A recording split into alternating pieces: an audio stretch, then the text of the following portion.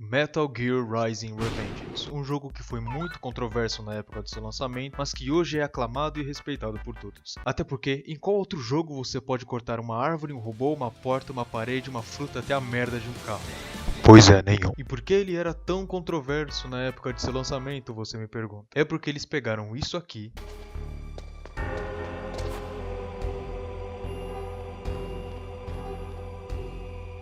e transformaram nisso aqui.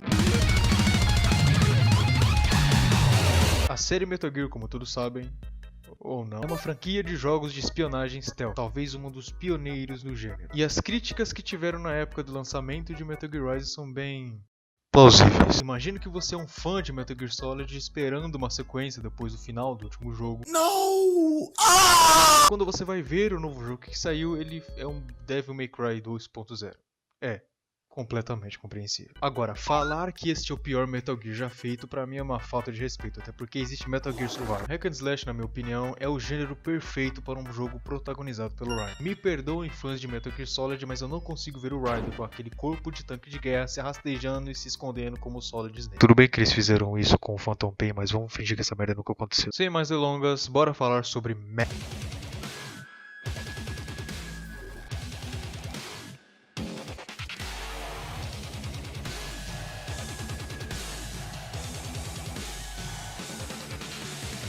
A gameplay de um hack and slash, como todos sabem, é bem frenética e absurda, mas a desse jogo pra mim é absurdamente boa e bem feita. As animações que o Raiden faz enquanto estamos atacando é simplesmente muito satisfatório e muito legal de se assistir. Mas agora vem aí minha crítica construtiva e super filosófica sobre o combate desse jogo. Por que o parry fica no mesmo botão que você ataca? Por algum motivo, na mesa de reunião que a Platinum Games estava fazendo para as mecânicas do jogo, algum infeliz sem amor pela vida achou que seria uma ótima ideia colocar o parry no mesmo botão que você ataca. Para realizar um parry em Metal Gear Rising, você deve apertar o botão de ataque e ao mesmo tempo colocar o analógico esquerdo na direção do seu inimigo de acordo com o ângulo da câmera. Isso pra mim não faz o menor sentido. Sério, o que custava os caras fazer um botão só pra defender ou só pro parry? Isso eu nunca vou entender. Mas de resto é o que eu já falei, o combate é muito bom e frenético, podendo fazer variações de combo com as armas de bosses. O sistema de upgrade é bem simples, mas funcional, podendo colocar equipamentos em Raiden que vão adicionar benefícios em combate, como perucas, células de combustível e por aí vai. Agora vamos falar de uma coisa que eu pessoalmente gosto bastante nesse jogo.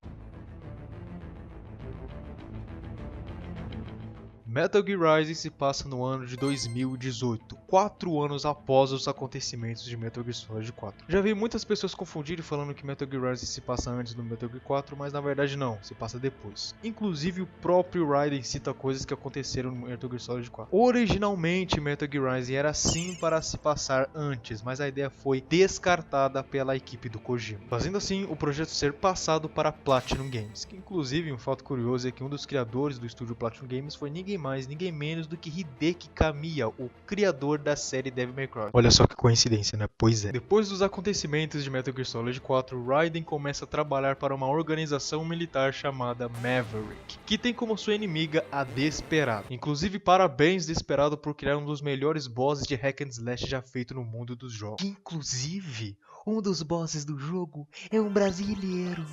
Ai, que demais! A história do jogo se resume em conflitos internos, ação, cenas épicas, muitas conversas filosóficas, muita mesmo, cara. junto com os diálogos desse jogo que são simplesmente maravilhosos. Sem dar spoilers pra quem tá querendo jogar, a história desse jogo não diz respeito aos dos outros jogos. A história é divertida, é emocionante. É linda e maravilhosa. Agora vamos falar do que todos estavam esperando. A trilha sonora de Metal Gear Rising não serve só como uma música de fundo, ela faz parte do combate. E é claro, não podemos falar das músicas sem falar deles. Os bosses. O primeiro boss que enfrentamos no jogo é o Metal Gear Ray, servindo como uma espécie de tutorial do jogo. E a música que toca enquanto estamos enfrentando ele é a Rules of Nature, que... Se liga só, campeão. até mesmo quem nunca jogou Metal Gear Rising na vida conhece esta merda desta música. E não tem pra menos, né, rapaziada? A música é braba demais, não tem como.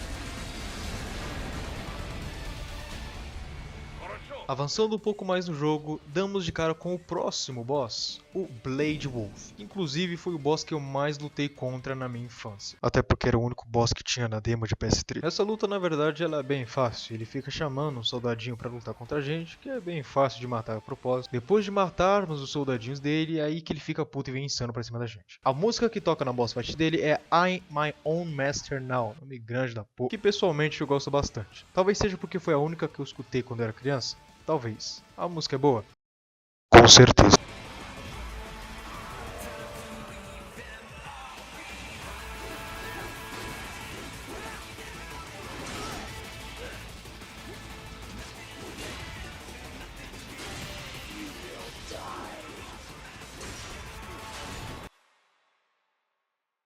E o próximo boss que enfrentamos é a Mistral, também conhecida como Mãe da Lúcia do Devil May Cry 2. A luta dela é bem frenética e cinemática. Como todas as lutas nesse jogo. A única coisa que eu não sou muito fã nessa luta é esses lixo podre desses bichinhos que fica atrapalhando. Mas ainda assim a luta é muito pica.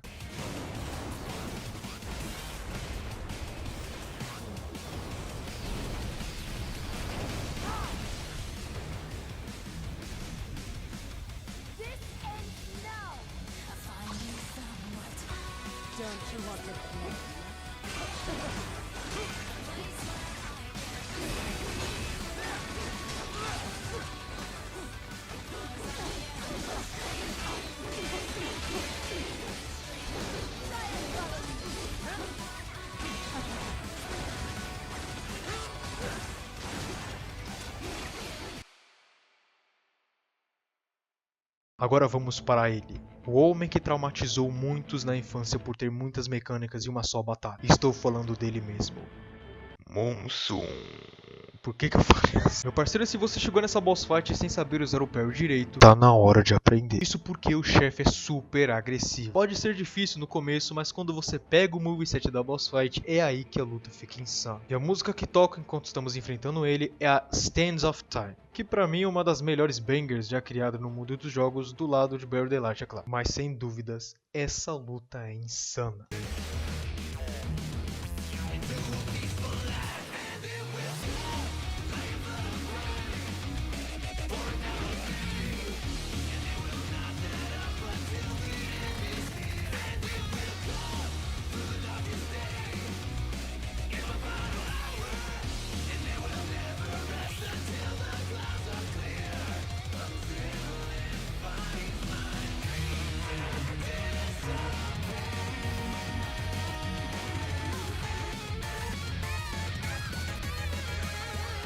Bom, com o Monsum derrotado, nosso próximo oponente é o Sundowner, que é praticamente o que manda na Desperado, que pra mim tem a melhor arena de boss do jogo inteiro. Nessa boss fight tem um segredinho. No começo da luta, a música Red Sun está tocando apenas no instrumental, sem vocal nenhum. Mas há um jeito de desbloquear o vocal da música e também mudar completamente o moveset da boss fight, se liga só. Na boss fight contra o Sundowner, haverá vezes que ele vai bloquear seus ataques com o escudo, que é muito chato inclusive. Porém, se você der um parry na hora que ele avança em você, ou usar o modo katana enquanto ele estiver defendendo, você pode quebrar a sua defesa e cortar os escudos dele. Já adiantando para jogadores de primeira viagem que fazer isso não é tão fácil quanto parece. Você precisa atacar de um certo ângulo que pode confundir um pouco com o modo katana. Destruindo todos os escudos dele, o Sundowner entra na segunda fase opcional. Eu digo opcional porque você pode derrotar o Sundowner sem quebrar o seu escudo. Fazendo assim, a boss vai ficar 5 vezes mais chato do que parece. Na minha opinião, a boss fight fica bem mais legal quando ele está sem os escudos. Não é das minhas lutas favoritas, mas é a boa do mesmo jeito.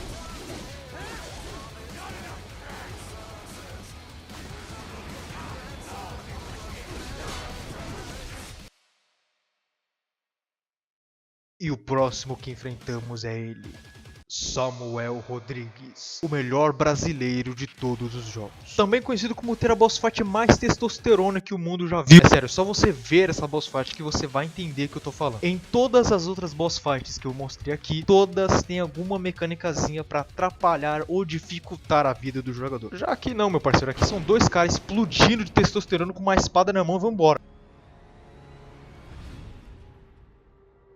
This is between us.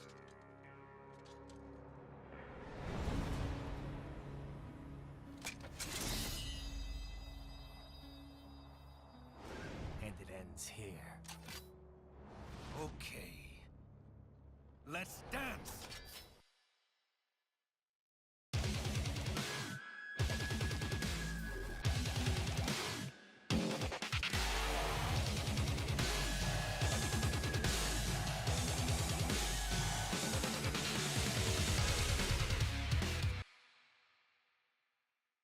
Então chegamos ao último e mais famoso boss de Metal Gear Rising. Senador Armstrong, também conhecido como o boss mais difícil do jogo. Armstrong é aquele tipo de personagem que só poderia existir em Metal Gear, porque em qualquer outro jogo ele ia ser preso por descaso das leis da física. Existe um momento na luta em que você percebe que o Armstrong não está tentando vencer uma batalha, ele está tentando vencer uma discussão. E sinceramente, acho que essa é a coisa mais política que tem nesse jogo inteiro. Enquanto Raiden está tentando lutar pela própria vida, Armstrong está apresentando um TED Talk sobre como a sociedade deveria funcionar. Só que em vez de slides, ele tá usando socos. Muitos socos. E como se a luta já não estivesse carregando todo o peso do final nas costas, o jogo ainda resolve colocar It Has to Be This Way pra tocar. Porque aparentemente a Platinum Games não estava satisfeita em fazer uma luta memorável. Ela precisava garantir que você fosse ouvir a música no YouTube por Pelo menos 10 anos.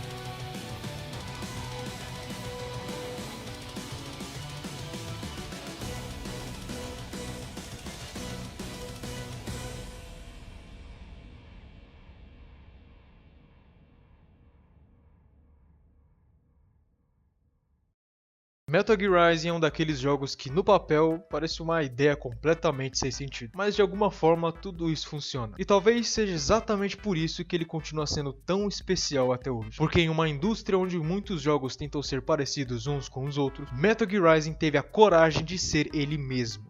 E sinceramente, ainda bem que teve.